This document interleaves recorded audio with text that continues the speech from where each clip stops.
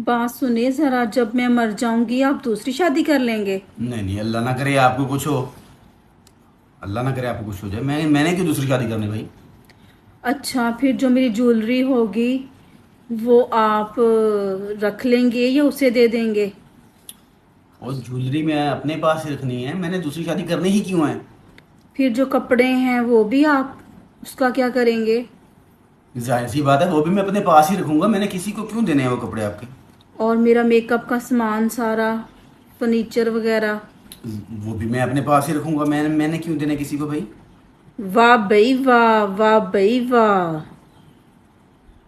सारा कुछ अपने पास रखना है और उसे नई चीजें सारी लेकर देनी है। जब मैं मांगू मुझे नया कुछ ले दो तो तुम्हारे पास पैसे नहीं होते, कुछ भी नहीं होता, मैं लेके नहीं दे सकता। वाह भाई वाह, बहुत अच्छी बात है जी।